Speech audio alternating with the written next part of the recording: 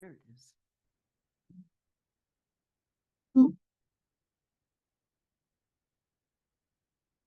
Morning, everybody. Good to be here again. Seems like a long time, but probably isn't. It just kind of seems like it. So we're talking about will, of course, because we are in the month of August and the power is will. And the committee, as I recall, we were kind of joking around, which we do sometimes to get to the themes. And it was especially because we were doing understanding before and we were saying, what do we stand on? You know, what do we stand for? And then are we willing? Is where we went with that. You know, and of course, these songs we were doing today are about being willing and committed and saying yes, you know, yes to life, regardless of what's happening or seeming to happen or looking like, you know, is happening. So when speaking of the will, his own will, that is, and the great overwill, you might call it, if you happen to be Ralph Waldo Emerson or one of those transcendentalists, Jesus of Nazareth was supposed to have said these things, starting with the one that, well, one of two that we're probably the most familiar with. Thy kingdom come, thy will be done. And all of these are from Matthew, actually, because so many of these were, well, not all of them. Yes, they are all, but they're not all in the same Sermon on the Mount. But the first three are. So he also said, not all will enter this kingdom, though. No, only the ones who follow the will of who he called his Father in heaven. So, in other words, when he said, thy kingdom come, the realm of heaven, the kingdom of heaven, which he was always talking about, always drawing, you know, comparisons, all of the allegories and anecdotes, and so many of the stories that he told were about the kingdom, the realm, that which is the gift, that which is what we manifest outwardly from that great source, from that great over will, you know, the will with the capital W. Now, this one is one of my personal favorites, and it comes right after the story that he told about the shepherd who, having one of his sheep get lost and wander off and kind of fall down in a ravine or whatever it was that happened to that poor little sheep. I really could relate to that sheep, you know. Where's my joke sign? Let me see. I could relate to that sheep. Oh, wait, stop. I'll tell you another joke. My darling 8-year-old granddaughter told me yesterday. Why did the scarecrow get an award? Because he was outstanding in his field.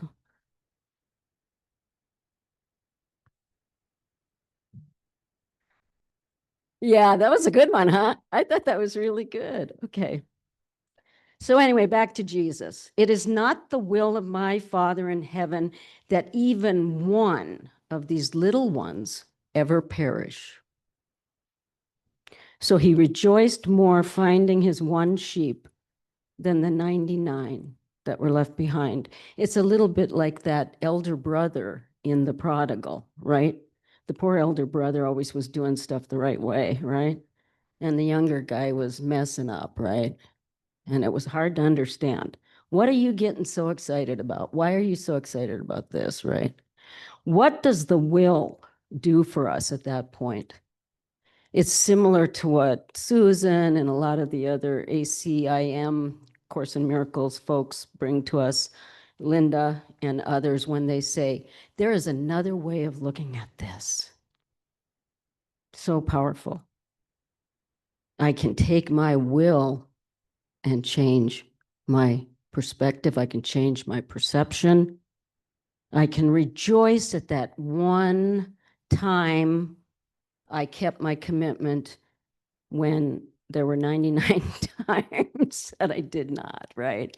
That's a little bit of hyperbole there for you, but sometimes that's how it feels, especially if indeed we're taking things a little too literally, which I can do sometimes because I like things to be logical. I like them to make sense. This is a difficult place to come from, especially now, right now.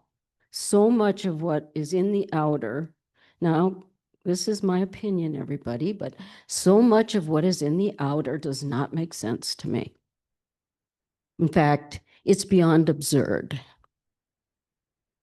And in addition, much of the time it feels to me as if it's in direct opposition to what I hold the most dear. Some people would say, rejoice. That is a great place to start, right? Pema Chodron, for instance, would just say, oh, start where you are. That is so juicy. That is such a wonderful place to start from, right? Yes, laugh. That's right, because that's how that feels to me sometimes too. I just feel like, really, I ought to rejoice about that. It reminds me of when, my kids were always getting into whatever they were getting into. And then the teachers or the counselors or whomever said, well, you should be glad that they're able to act out at home like this with you. It shows that you're really a supportive and, good parent. I'm like, well, does that mean you're not good teachers that, not acting out with you instead of with me? No, I tried not to say things like that. I really did try not to, but I better get back onto this thing about will. So here's probably the one that to me seems like the real, bottom line, the one that's what B.R. Line used to say, the rubber hitting the road one about will. And you'll recognize it because it's from the Garden of Gethsemane. So Christ, Jesus, at that point is, I would say, bargaining in the way that Elizabeth Kubler-Ross talked about bargaining when she first identified the stages of grief, which we have come now to understand a few decades or maybe 3 decades later do not follow in, predictable ways. But I don't think that means that the ones she identified don't happen. I believe this was a bargaining with fear and dread and a wishing to take back that commitment. And you actually really see that in Jesus Christ Superstar, that particular song. He just really is like, what is this for? Why do I have to do this? Right?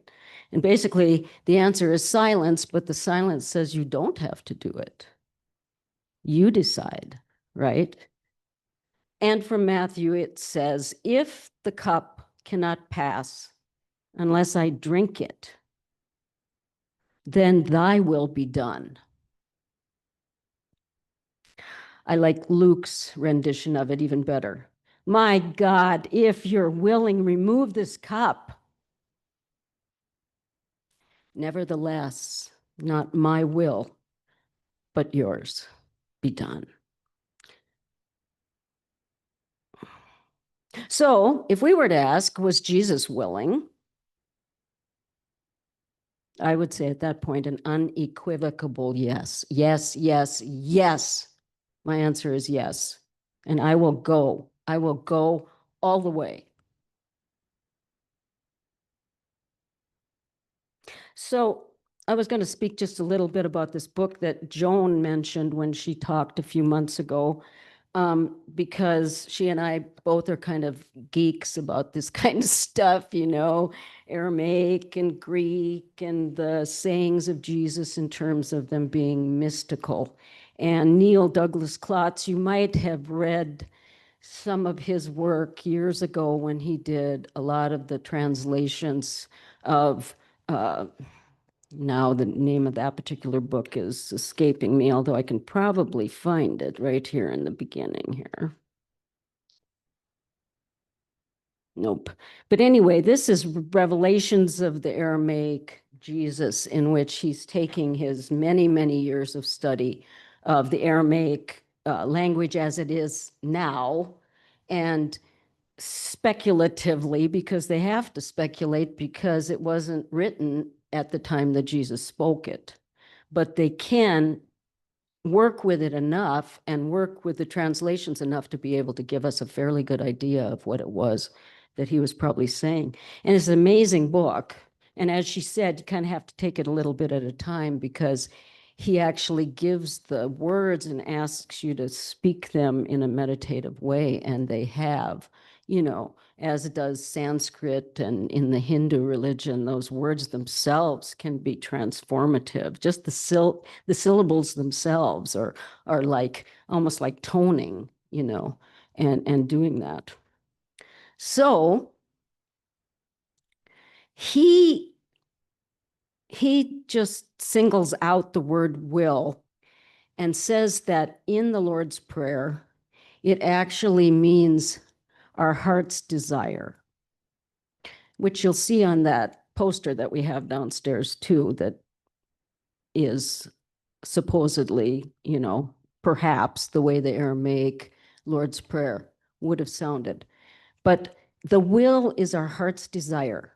And this is a quote from him. He says, "This brings forth our deepest vision, and we receive it with fire and with light, all the way into our hearts." So the will, thy will be done. Thy will, thy kingdom come, thy will be done. Somehow for me, I always think the kingdom, the realm that Jesus talked about, will be here on earth when God's will of good is done on earth. In other words, when the only presence and power that is passing between people and all living things and the earth herself and the governments of the world and everything is based only on the all-loving goodness. And that does not even have to be a deity, right? This is goodness, as Ed Rabel, Reverend Ed Rabel of Unity, talks about it. This kind of goodness is beyond any kind of human goodness that we understand. But we can imagine it, and you don't necessarily have to be parents to imagine it, but you can imagine it as parents especially, but also as those that you in some way feel the closest to, those that you would give every good thing that you could to, even indeed all that you have, you would give. And the reason I mention parents is because I've just heard that a lot of times from parents, where they'd say, if only I could just give them, I'd give them what I have, I can remember in a grief group I was in once, the dad of some kids whose mom had just been killed said, I would go to the cross if it would take this away from them, And I know that sounds like, oh my gosh, dude, better get some counseling. But, the sentiment of that, I mean, in a way, it's very similar to what Jesus was saying in his last discourse when he says, I do not have my life taken from me. I willingly give it. Those who can lay down their lives for their friends, right? For his friends, those he was protecting. It's me you seek, he said, not these others. Let these others go. Well, that's a lot to think about. In fact, that's a ridiculously large amount of things to think about. And I wanted to talk about something in my own life. So Linda will be happy because she likes those stories. You got to talk about your own life.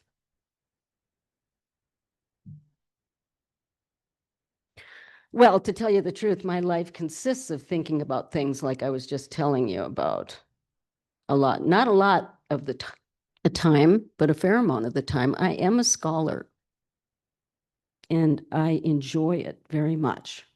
At the same time, I can agree with our learned friend Michael, who last week said 3-4 times, This does not come from the intellect. I can somehow hold them both, right? It doesn't have to be, it's a kind of mindfulness of the great and divine mind that can be expressed through intellect. It can be expressed through study, you know, and yet if that will that we're talking about, if that power of will is in it to will whatever comes through in that way for good or to be helpful or to perhaps bring revelation, this is what he's talking about. Revelations, not the ones that we think of with the people on the street corner.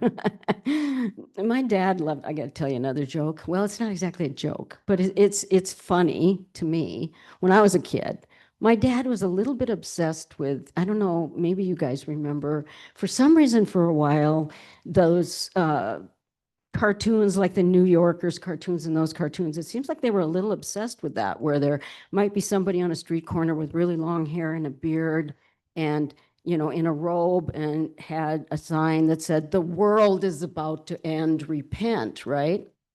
He just loved those for some reason. He would cut them out and he would put them out and he thought they were really funny. And he would also, once we got into the 60s and my boyfriend started to have long hair and stuff, he'd say, "Your boyfriend looks just like this guy." You know, is that what you're expecting? Is that what's going to happen next? Anyway, I did not have a normal childhood. Okay, I'm going to go through three. I'm going to go through three of my practices for willingness. But before I do that, I have to say throughout the decades, and I have my grown-up life in quotes, I have done these things, resisted willingness, fooled myself into thinking that I was being willing, and finally and eventually surrendered completely to not knowing anything about being willing or how to get my will into what Unity teaches is alignment with divine will, which again, I believe that's what Jesus was praying about. And he was telling us about how God loves. How does God love? God would not will that any harm would ever come to these precious little ones. I happen to believe that it means all of us. I happen to believe that means animals and marine life and rocks and the atmosphere. I believe that is all God's little ones that would never be willed to harm, ever. So Unity has helped me a great deal, and also 12 steps, the teachings of the 12 steps have been like a rudder that has guided me through the fierce river of my resistance. To be willing to say, I'm showing up today, I'm shining my light regardless of. Now, we don't do political stuff up here, or I'd give you a list. Good, that was a joke. Okay. All right, here's my three, and then we'll have a meditation and some lovely lunch. Okay, here's probably the most important, so I put it first. Gratefulness. And I saw it written, I probably should have had a thing so that you could see it. Great, great, fullness, fullness. So being grateful brings a great fullness. I don't know where I saw that, but I thought that was very beautiful. So this includes the blessings of my life, relatively good health, financial security, kind of, sort of. No, actually, it's very good compared to, 9/10 of the world, perhaps. Happiness for my loved ones. But mostly this gratefulness involves the actions I take. Because it's not a feeling exactly, right? You could feel grateful and yet forget 5 minutes later. Maybe you don't. I do. Which is why gratefulness needs action. It's like the Quakers say, you need some feet on your prayers, right? So this, I think, is what Charles Fillmore was referring to, and I never did read what he said, so you won't know what he was referring to, but I'll go back to it. He says he chose the disciple Matthew to represent will because of the transformation of Levi, who was the tax collector, who was probably even more despised by his fellow Jews than the Romans themselves, because he was collecting from his fellows who were in penury, right? But his transformation, just at the moment that Jesus called him, was immediate. And so Charles said that that was a complete act of will for Levi, meaning clinging to or trying to acquire, like money, right? Material things, into Matthew, the gift of God's grace. If you haven't ever read looked at the Metaphysical Dictionary or any of the other Fillmore interpretations and definitions, they're just amazing. I mean, that is just so, and it isn't like all made up either. I mean, he did research on what the names actually meant and what they meant in the Hebrew tongue. So that's amazing. He's leaving, acquiring, and being entwined by the world to follow the Christ. Which gets me into my second part, which is kind of good.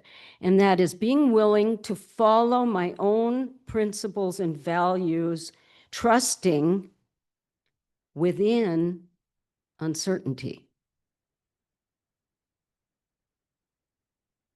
And I have, if faltering, my faith feels sometimes like it's faltering when that's a lot like act as if you believe something. That one works better for me. There's a couple of different ones. One of them is fake it till you make it. That one doesn't work so well for me. The one that works for me is act as if. I would take the actions acting as if, which matches our idea of what affirmation is. Affirmation in unity is not a description of facts as we see them right out here. I mean, it can be. Sometimes it is. Sometimes it's like you're going through your list of blessings. You're going through your list of what you have to be grateful for. But a lot of the time, the affirmation is aligning our will with that great truth with a capital T that, I don't know about you, but for me, a lot of the time, I can't see it at all. And sometimes I feel like it's the opposite, and particularly when people that I love and really care about are suffering. So as, once again, Ed Rabel likes to say, he had a friend who told him, oh, that unity stuff, that's not real prayer. That's not real prayer. It's way too easy. And so he asked this person, he said, well, do you think it's easy when you're affirming health when your body is falling apart? Do you think it's easy when you're affirming forgiveness and grace when you are in a resentful state and all you can do is complain about them? No, it's not so easy. It's not so easy. So in these challenging, unprecedented times, we go ahead and act, aligning ourselves with divine will, which, again, Neil, I'm not sure I'm saying this right, but I might be. Douglas Klotz, it's either Klotz or Klotz, I'm not sure. He says this about that. We will no longer need to think about the changes we need to make. They will already be a part of us after you have felt that you've surrendered and aligned your will, the divine will. That's what he's talking about. And as we begin to take those actions, we witness a change that is happening, even though it is not yet fully complete. So that's what it's like, I think, to go and, go to a march or write a letter or send a little money if you don't necessarily have a lot of money. But whatever it is contributing to that which you would affirm with your will. One more. Never, ever, ever giving up on myself. That's my third practice of, am I willing?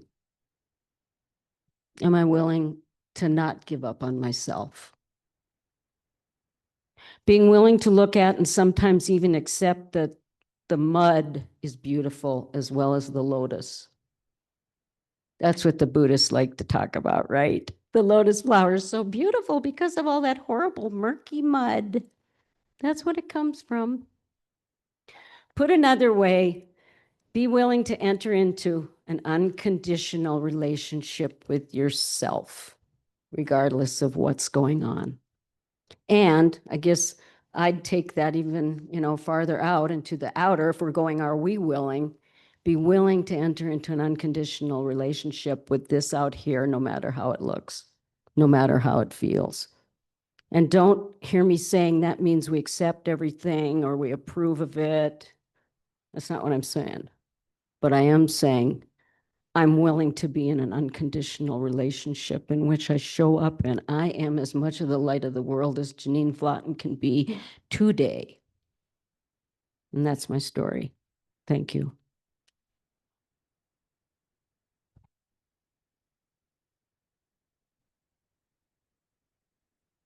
So let's just take a few minutes and rest a little bit together and breathe together and let the words settle away and take what you need and leave the rest, and let the silver light of the power of will and the transformative sense of Matthew and also Sarah, who was blessed at the age of 85 with a pregnancy she had waited for all of her life. And we just allow those things to be with us as we relax and open to the creator of all that is, that absolute good in all times and all places. We're one with it. We surrender all to that essence at the heart of our being.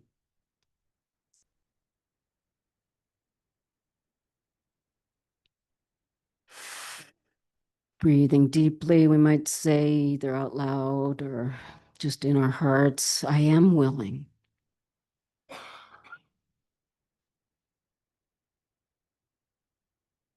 I am willing, Spirit. Reveal yourself to me.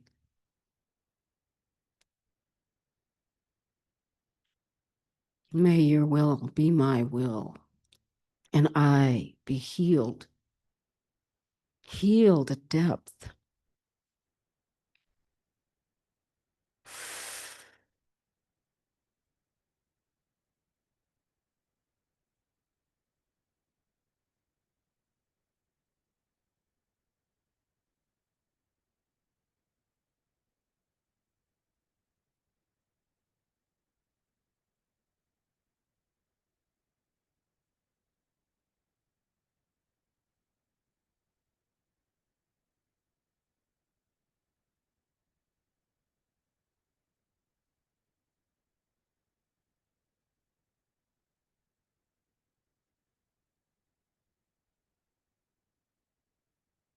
And as we breathe, we embrace life. We embrace all of life.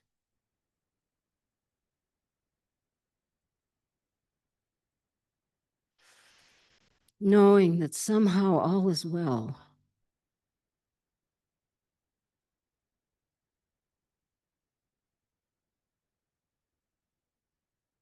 Knowing that all is well and we can be at peace here and now. Here and now in the life we have, we We don't postpone loving our life,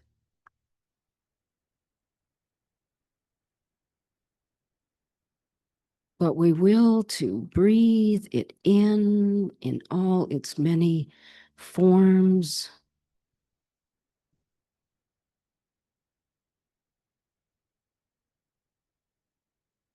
to feel one with that will that is only good.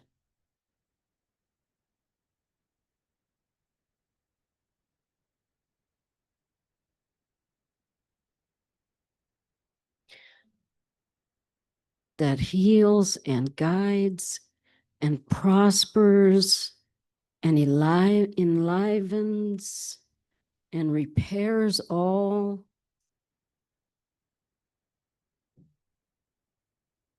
That brings that regenerative light out of the darkness.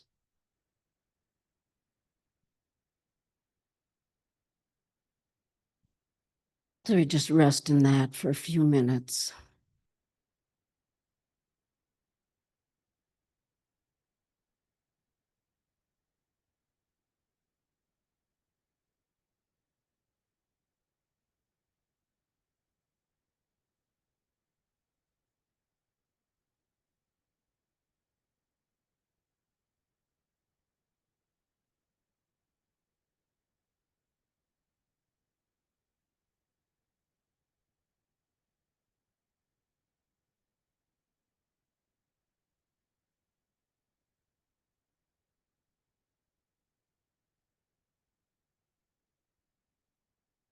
And in that spirit of openness, we just come back to this room, looking around at the others whom we are in connection with in this beautiful spiritual community. And we know that indeed the truth is that we are at peace, and that peace goes out into our community, our country, and the whole world. And for that, we are just so grateful. And we say thank you. Thank you. Thank you. Thank you.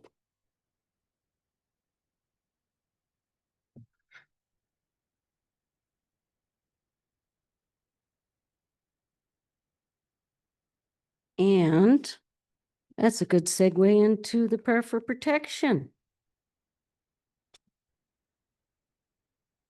So would you say that with me?